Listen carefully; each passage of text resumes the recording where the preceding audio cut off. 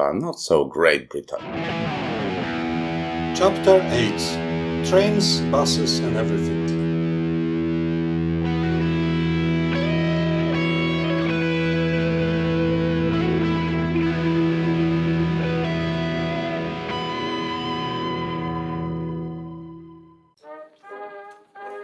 Hello everyone, you are listening to the next episode of You Are Not So Great Britain. My name is Tomasz Oryński and I have a great news for you. Elisa is back. Hi Elisa. Hello everyone. Great to be back. How are you? I'm good. I'm having some cold or the virus, but I'm recovering slightly, so it's not so bad. Okay.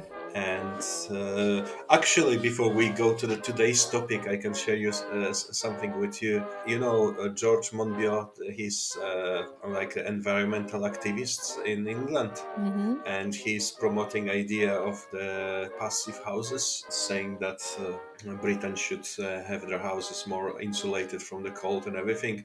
And I know we did already the piece about the heating and the housing topics, but I'm reading the stories about people having to spend fortune or heating or having like hot to touch electric radiators and still staying cold. And I'm sitting in my flat in Helsinki, which is from the 60s, and I'm in my t-shirt. And yesterday I had to switch off the heater in the bathroom completely because it was too hot there. So yeah, insulation yeah, helps. yeah. You have heat to spare. Yeah, exactly. But today we were thinking about discussing the situation when you get out of your home in Britain, and by that I mean traveling. I've touched slightly on this topic when you were away, when we were discussing infrastructure for truck drivers. But of course, not only truck drivers need places to stop. So Mm. let's maybe start with traveling by car, but then let's switch to public transport, which in Britain is something unique. Yeah, I agree. Traveling by car is basically in many ways facing the same problems as the truck drivers do. That means there's no places to stop on the way, and if you have to stop on the motorway, there are these big motorway service areas, as they call them in Britain, which is basically huge car park. Often it's hard to get into there because it's all left to the private companies. Sometimes they just build those services off the motorway, so there's no direct access. You need to leave the motorway at the junction and go through some roundabouts and stuff. And then if you need to go to the toilet, you need to walk through all those shops, and usually the toilets are located at the very end, and there is always crowds there because, as I said, there's not enough of this infrastructure. Also, those motorway services areas are the last places I could think I would want to stop on my journey to relax and rest, because there's always so much noise. There's some music playing, there's crowds of people shouting orders in the fast food restaurants. There are these gambling machines, bells, and some tunes and some toys for children. And I now live in Finland, as you know, and I've noticed when I stopped on the motorway service area here that the whole building is designed in the completely opposite way. It's designed for the traveler to rest, not for the traveler to spend money by like forcing him into the shops and everything. So Mm. as you enter to the building, the first thing is the tills to pay for your fuel and the toilets. And then inside you got some restaurants, but you got also some quiet areas with books exchange and like quiet lounges separate from everything else when you can actually sit and read your book in peace and quiet.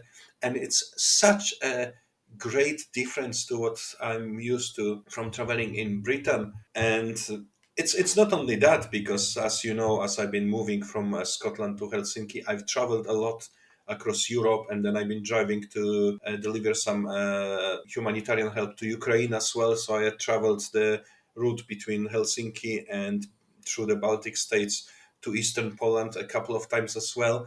And the infrastructure there is so great. There's plenty of some nice cafes on the roads, and even places to stop with just a toilet in the forest, when you can like do your whatever you need in the toilet, but you can also walk on the beach, and it's just a fresh air compared to this infrastructure in Britain. But you, if I remember, you were mostly using public transport when you were in Yes, yes. living in To Cambridge. to this day, I don't have a car. I've never had a car because as long as I lived in Italy before coming back to Florence, I lived with my parents, so I used their car. And then in Cambridge, I never had a car. I actually never drove a car in the 5 years I was there, and I used. I either cycled or walked or sometimes took public transport, but I avoided if I could. Yeah, you mean like traveling within the city, yeah? Within the city, yeah, like to go to work or to go to, I don't know, do whatever I had to do in town. Yeah. As for, yeah, the thing is, I didn't travel as much as I would have liked in the UK. I did visit around a little bit, but I didn't travel as much as I wished. And partially it's also because I wasn't a student anymore. I worked, so I didn't have all the time I used to have as a student. But at the same time, the transport kind of discouraged me, to be honest. So let's break it down and let's start small. So Hmm. what's wrong with the buses in Cambridge? So I only took buses a couple of times, and after using buses for the first few days while I was there, and I was looking for a flat, I got a bike, and I used the bike even if it was pouring down with rain because it was so much more reliable than buses because you just never knew when and if they were going to actually show up. I remember when after I moved back to Florence, I went and visited Cambridge for a few days, and I had to go. I didn't have a bike anymore because I had sold mine. So whenever I had to move around, I either had to walk, or if it was too far, I had to take the bus. And when I went to take the bus, it showed up 20 minutes late, and it was so crowded. It was really uncomfortable. Also, if you add to that the fact that it was during the pandemic, the pandemic was still very much in full swing, but everyone was already pretending that everything was good and they weren't wearing masks anymore. It was a very uncomfortable journey.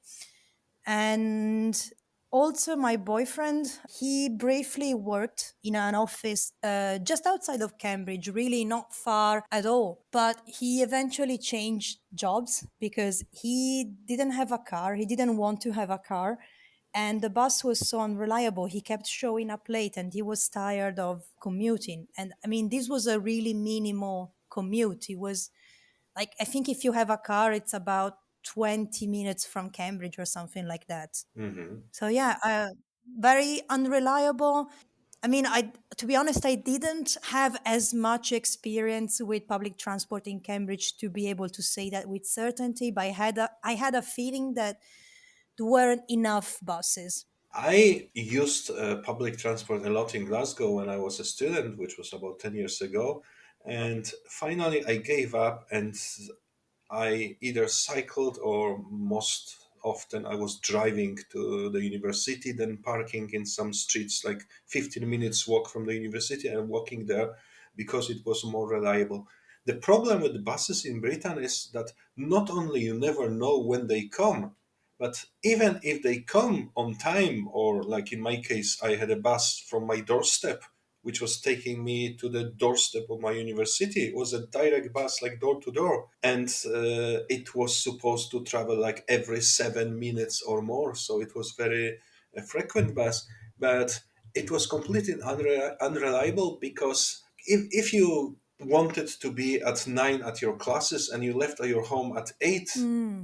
the bus could take from 25 minutes to 1 hour and 40, and I'm Hmm. joking you not, it was like a like playing a lottery. You never knew how long it will take, and I think this is in part due to the design of the British buses, because first of all, like every single stop is on request, Hmm. but also they are mostly on that route, at least they are double decker buses and they only have the front doors So every time the Oh. bus stops, first the people need to get out, and they run up and down the stairs, and then only after everyone that was supposed to get out gets out, people get in, and they, even if they use this free tickets for retired pensioners and whatnot, they still have to tell the driver where they are going. And of course, being Scottish, half of the Scots doesn't understand the accent of the other Scots. I'm joking not.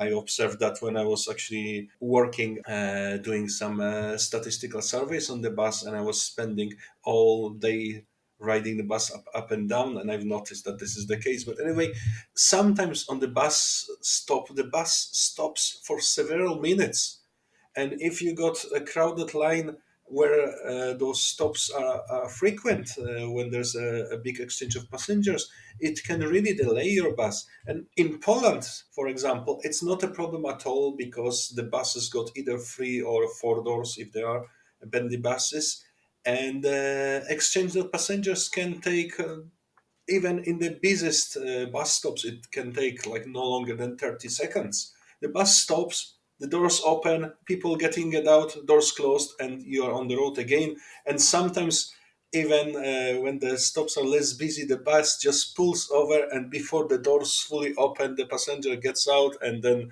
he just closes them and drives off. And this design of the British buses, together with the fact that you have to pay, you have to speak with the driver, and you never know how long it will be that you will have to be stopped at the bus stop. This is the reason why you cannot really design a reliable timetable.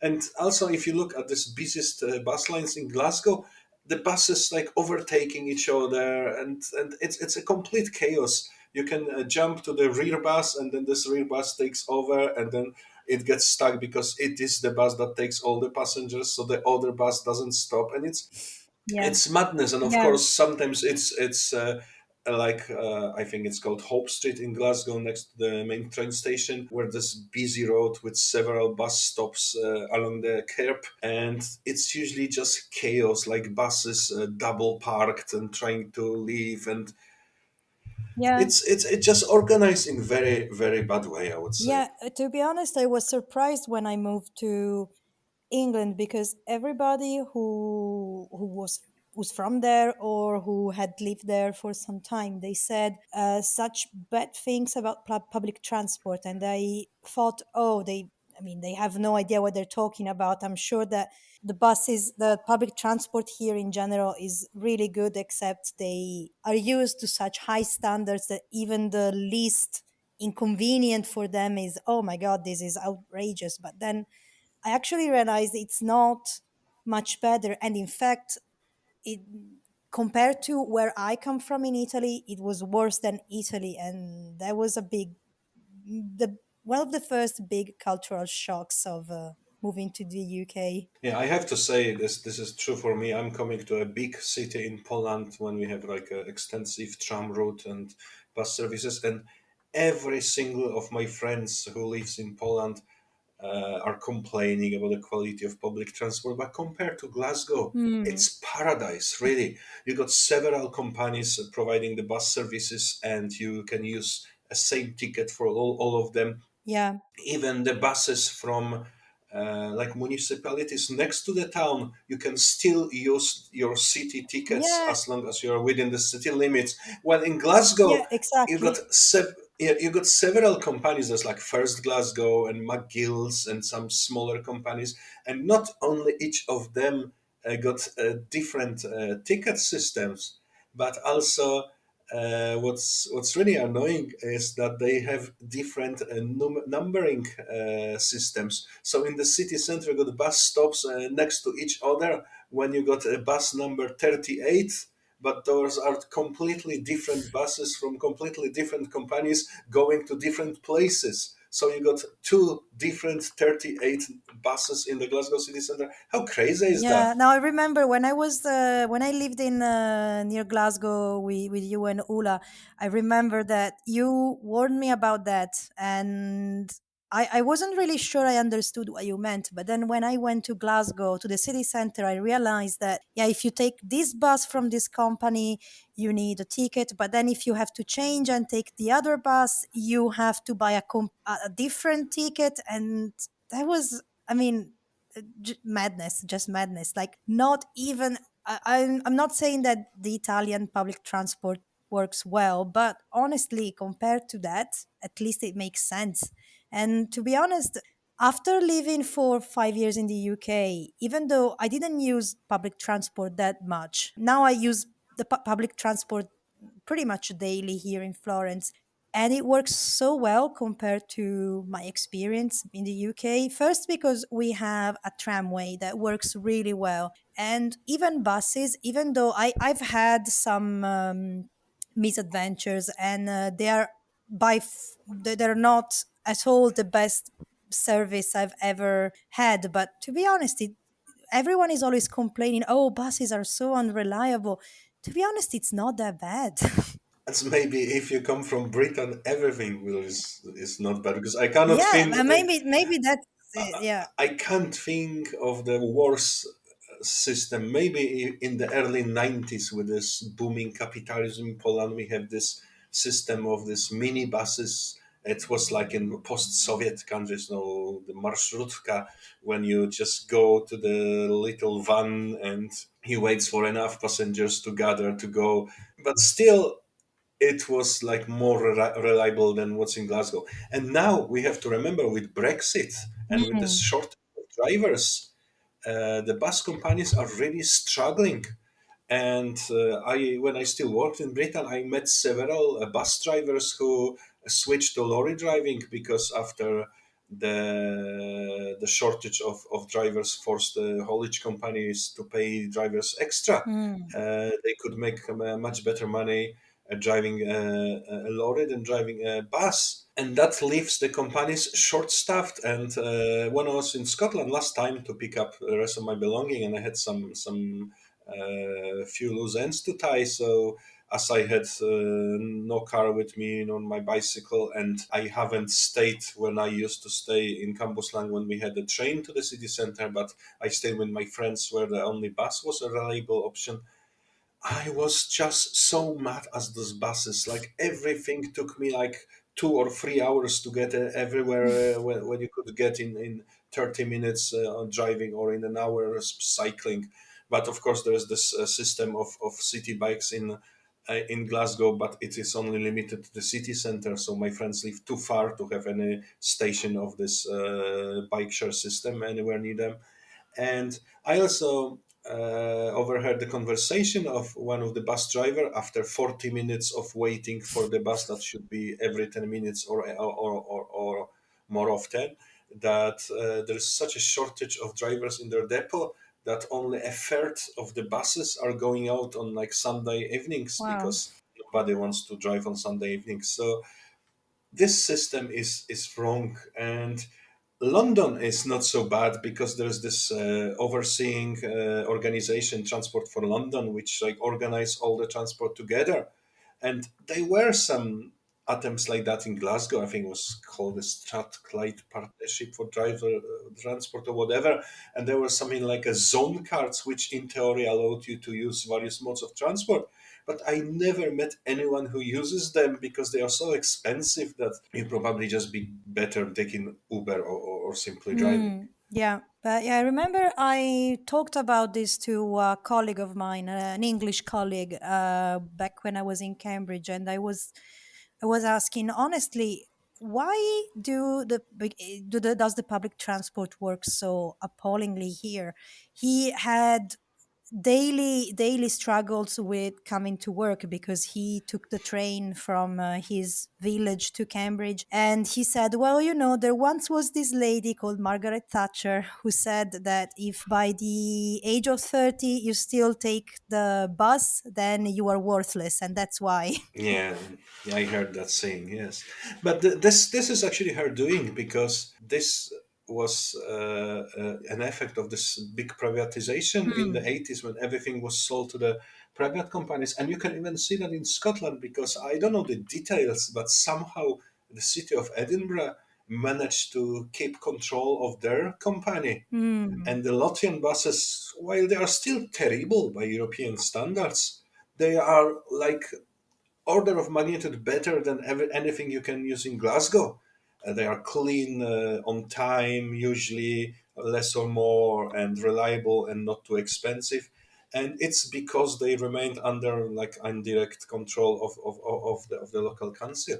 But this is the same story with the railways. And I can even drop in the link. There's a very good YouTube video explaining why privatization of British Railway went wrong. But here again, I think you traveled on the trains more than me. So what's your impressions? Ah, I didn't take many trains, but I did take some, and I was always shocked, mainly shocked at how expensive they are compared to the quality of the service.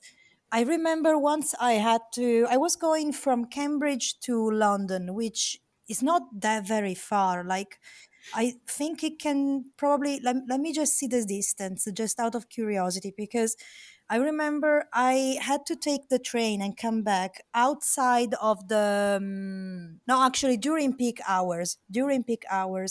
And that meant it was more expensive. And I remember when I bought the ticket, I went straight to the station and I bought the ticket there and then. And the guy at the counter told me the price, and I looked up and stared at him and said, "What?" Because I couldn't believe how expensive it was. I think it was something like almost £100 back and forth. Let me see, just out of curiosity, more or less what the distance is between Cambridge and London, but it's not that very much, to be honest. Yeah, it's like about 1 hour, 1 hour journey. So it's less than, if, for example, if I want to go from Florence to my hometown of Viareggio, it's about 1 hour and 30, 1 hour 45, depending on the journey you choose with the train. And it will cost about, I think, about €20 in total. And Yeah. for a really shitty service, I had to pay 100, almost £100 to simply to go to this job fair in the morning and come back in the evening. Yeah, the service was pretty much the same, and the journey was even shorter. Like, maybe the one perk that the train offered compared to Italian trains was it had Wi-Fi connection, which, however, most of the time didn't work. And once, when Mm. it worked, somebody hacked into my computer as I was trying to get some work done. So Oh, yeah. But the prices are really amazing. Like last time I was in Poland, I traveled from where Ula, my girlfriend, lives, which is northeast corner of Poland, to my town, which is like southwest corner of Poland. And the train is not going the shortest route because of some like geographical limitations, and also the last bit of the train you switch the electric locomotive to the diesel one because it uses this really small lines and everything. But still, the journey of almost 10 hours costs less than 100 zloty for first class, yeah. which is like what, £20. Hmm. And like to go to my brother's town, which is 120 kilometers from my parents' house, and the train, again, it's through the mountains, so the train goes over 2 hours, but you pay like £3 or £4 for that. So the prices are just crazy. I tell you something, when we started to be together with my girlfriend, she still lived in Mansfield and I lived in Glasgow. And of course we wanted to see each other whenever there was like longer weekend or something. And we worked out that it is cheaper for me to drive down to Mansfield in Mm. my car 4 hours, then stay there 1 hour, then come back another 4 hours.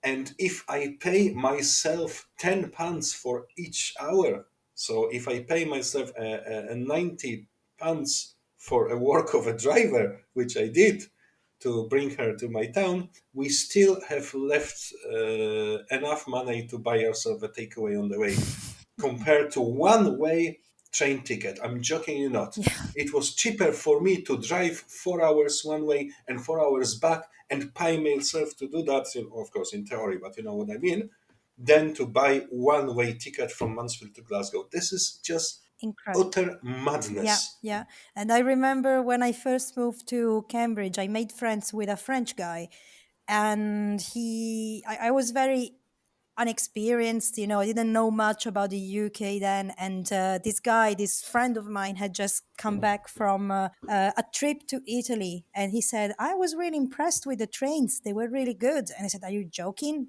The trains are shit in Italy. And he said, Do you realize how shit trains are here in the UK and how expensive they are compared to the Italian trains? And I had never seen it that way, but he had a point. Yeah, I didn't realize then. But then the other thing is that as I lived in this Cambuslang, which is on the outskirts of Glasgow, Hmm.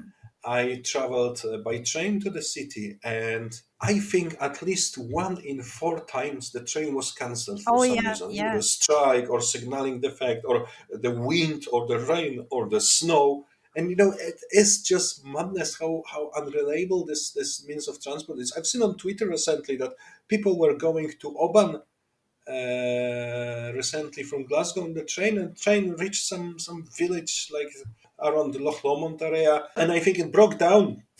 So they just kicked out people on the station, towed the train away, and people were stuck in the like little platform in the middle of the forest for 8 hours, like panicking on Twitters. What shall we do? What shall we do? It's just something unbelievable.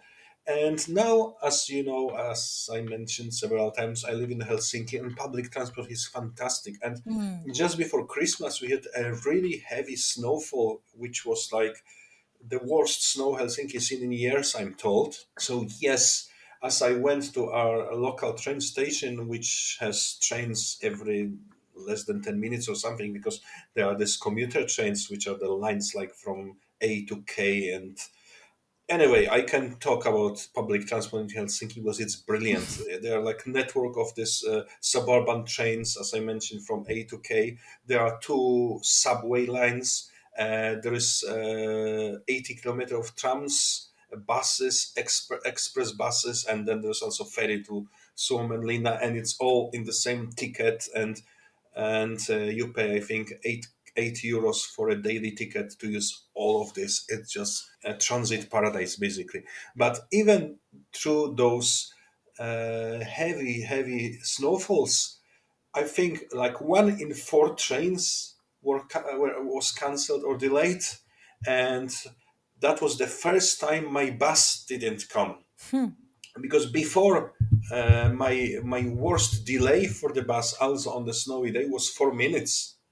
And so during the snowfall, it was the first time the bus didn't come. And judging from like a murmuring conversation of people at the bus stop, that was something unusual, because they seemed really concerned about that. So why the public transport stops in Britain whenever there's like a stronger wind, or a bit of snow, that's a different story as well. Yeah, that's a good point. Like it's not. I remember, for example, in Scotland, there was a. It wasn't even a snowstorm. It was just very cold and it was snowing, but everything was completely stuck. And I was thinking, it's not like it's never cold here. It's not like this is a rare occurrence. I think this is quite normal. How does get everything stuck like this just because it's snowing? Like seriously? And let's remember, this is coming from the girl that comes from the coastal town with palm trees and beaches and yachts, and where it's warm most of the year. Yeah? Yeah, exactly. So if you are surprised that the snow stops everything, then probably they could do better. Yeah, no, absolutely, absolutely. I mean, I can understand when it's a place where snow and ice and sleet happen rarely, but when it happens quite regularly, I just don't understand. Yeah, and in Scotland, in the Highlands, snow is nothing unusual, so they Yeah. should have all the infrastructure. They got this funnily named snow plows and gritters on the road, so I guess they should have some infrastructure to clean the train tracks as Yeah, well. exactly. And speaking of Scotland, there's one mode of transport also which leaves a lot of the to be desired, and those are ferries, which, as you Huh. know, they are crucial for Yeah. the western coast, especially. Yeah. And the ferries are the ongoing problem because not only they are very expensive, although they got a bit cheaper in recent years, but most of the vessels are really old and depopulated, and this also leads to cancellations because I remember I used to travel for work to Outer Hebrides in 2007, and then I was back in the same job in 2016, and I've noticed that even the slightest windy weather, the ferries are cancelled. While in 2007 you were going through all the waves like everyone was puking and the waves are smashing on the front and it was like roller coaster, but the ferry was still out of the sea delivering the connections to the local communities. And I even spoke with the crew of the ferry, and they said they don't take the ferries out so willingly in heavy weather anymore because of this very reason. They are old, dilapidated, they are prone to breakdowns. It's just too hard on them nowadays compared to what they were 15 years ago.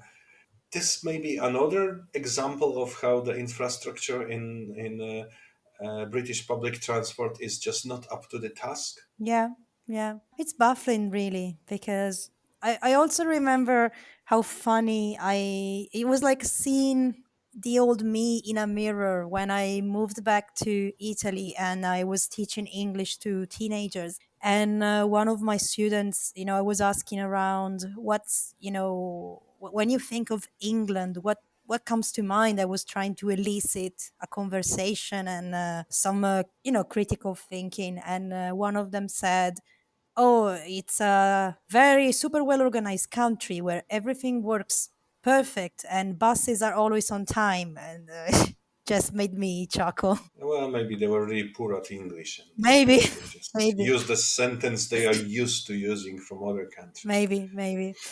Yeah. I just wanted to add about public transport, comparing public transport in the UK and Italy recently. I was very pleasantly surprised because I went to Livorno, which is a small coastal town not far from Florence, and it was a Sunday close to Christmas, and we bought tickets to the bus. So first thing, the bus was really reliable, and we moved around no problem. And when we got on the bus, we were about to stamp the tickets, and a guy sitting on the bus said, no, don't stamp it, it's for free during Christmas time. And I thought, wow, that's really nice. So basically the city lets you drive buses for free around Christmas time, which I thought, I don't know. I didn't expect that, and that's not something that every single Italian city or town in Italy will do. But I just thought that's a really pleasant surprise, and that's not something that I expected to see. Yeah, we have that in Poland as well. There's this European Day of Public Transport, sometimes in September, I think, and then everything is free in the cities. It's like European Day without a car or something. I Mm. don't remember, but yeah, I bumped onto this as well. But to finish off, so what do you think could be improved with public transport in Britain?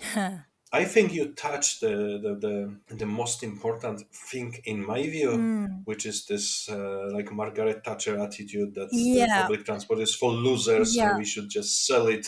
So some people try to make money on that. I believe public transport is a service; it's not a business, exactly. Yeah. and you just have to put money into it to make it working so you can save money on building new roads and traffic congestions and other problems caused by people that just have to use cars because the public transport is unreliable. Yeah, no, I think that's the point. It's the mentality that needs to change. It's this idea that this trend privatizing everything and considering it as a business, not a service, and that's the first thing. That's the first thing. Everything comes after that. Paint their drivers better so that there are more buses and they are more reliable. Everything cascades from this change of mentality. And last time in Glasgow, I've seen the ads for the drivers, and I completely understand why nobody wants to drive the buses if you are paid like 10.50 or something for driving a bus, having responsibility Yeah. for 80 people in the heavy traffic and at odd hours, 24/7, basically. This is not a good salary for a bus Mm, drivers. They do deserve much better. absolutely. Yeah, I agree. Okay, so I think this will be everything on this topic until unless you want to add something else. I don't know. I usually like to wrap things up by saying something nice about, something I've been criticizing so much, but I don't like. For example, in Italy, BlaBlaCar is also very used as an alternative to buses and stuff, but that's not even the case in the UK. So I'm really struggling to find much to say that's positive. I mean, maybe, I can say one positive thing. okay, The positive thing for me in British public transport is that even the smallest villages in the Highlands are served by public transport. okay, that's That good. it's not the greatest, But at least there's something. if you are really desperate, you can get basically everywhere Yeah. by public transport. This is, for example, not a case in Poland Hmm. when there's several small villages with no public transport at all. Okay. Yeah. Yeah. And this is brilliant. Although it used to be even better. I remember in the 2000s there were still this. I don't know how you call it, the mail coaches, when the Hmm. postman was going runs picking up the letters from the post box. Ah. And they had this LDV van which had like two rows of seats, so you can jump on the post van and go on the road with him, Hmm. which was a brilliant addition to Yeah. Yeah. the Yeah. public transport. They are some ideas, and the rural transport is better than in some other countries, Hmm. but Mm-mm. intercity transport and the city transport, Yeah. maybe apart from London, is a disaster indeed. One good thing I can say, although it's only collaterally related to public transport, but I mean, I guess it's more to do with infrastructure. But at least in Cambridge and other cities in the area, the bike lanes were good. They were good. I had no complaints about that, which is not. It's not as good in Florence. In Florence, it's not as good, and I don't feel as comfortable cycling everywhere like I did in Cambridge. Yeah, Glasgow is a terrible place for cycling, Uh, although in recent years a lot of money is put into the building new bike lanes. Some mm, of them are substandard, just some plastic traffic cones yeah, dividing one lane for the bike use when everyone else is parking their cars anyway. But at least they are trying, so yeah, that can yeah, be yeah. counted as a positive They're aspect, I trying. think. Yeah, that's something. Although I have to say, in Poland, I cycled everywhere, winter, summer, rainy Mm. days. But Glasgow weather has beaten me as a cyclist. I gave up. Like, if there's like zero and you got hailstones smashing your face at 60 miles per hour, this is not a city for cycling for me. I see. Yeah, no, that makes sense. Okay, then. So, thank you for this conversation. I hope we gave our British listeners something to think about, and I think your student, if she or he listens to that, may now be more educated about the standards of British public transport. Yep, yep, definitely. And meanwhile, it was Elisa and I, Tomasz, talking to you in this chapter of You Are Not So Great Britain. Thank you for listening. Thank you. Bye.